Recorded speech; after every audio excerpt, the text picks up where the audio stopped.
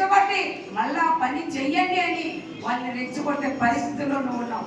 దయచేసి sir, Chandrababu sir, ఇలాంటి వాళ్ళని వెంటనే మీరు శిక్షించి వీళ్ళ కేసులు పెట్టి లోపల బొక్కలు తొయ్యాలని,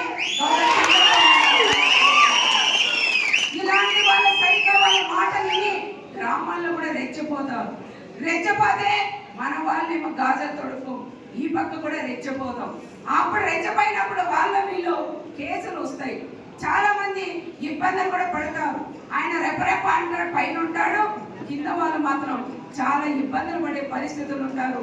కేసులు పడి కోర్టు చుట్టూ తిరగలేక చాలా మంది నష్టపోతారని ప్రత్యేకంగా చంద్రబాబు సార్ కూడా చెప్పి ఆయన వాయిస్ ఆ ప్రభుత్వం, వైఎస్ఆర్ ప్రభుత్వం ఉన్నప్పుడు మా చిన్న కార్యకర్త గాని ఎవరైనా గాడు పెట్టి వాట్సాప్ లో పెడితే పోలీసులు తీసుకెళ్లి బట్టలు ఒట్టేసి కొట్టిన రోజులు మా కళ్ళకు కనపడుతున్నాయని చంద్రబాబు నాయుడు గారు కూడా మేము చెప్తున్నాం.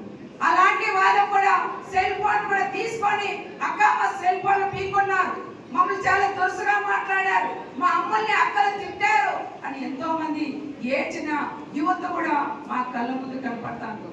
మరి ఇలాంటి వ్యక్తిని, జగన్మోహన్ రెడ్డి లాంటి వ్యక్తిని ఏ జైలుకు పంపిస్తారనే విషయం మన అందరూ కూడా నిర్ణయం తీసుకోవాలని మన గౌరవ ముఖ్యమంత్రి చంద్రబాబు నాయుడు గారిని నేను కోరుకున్నాం. రెచ్చిపోయి మాట్లాడి చాలా మందికి ఇబ్బందులు కూడా పెడుతున్నారు. దయచేసి ఇలాంటి వాళ్ళని కఠినంగా శిక్షించాలని మరొక్కసారి చంద్రబాబు నాయుడు గారికి నా రాప్తా నియోజకవర్గం ప్రజలందరి తరఫున నేను సార్ కూడా విజ్ఞప్తి చేస్తున్నాను కూడా తెలియజేసుకుంటూ అందరూ పోయి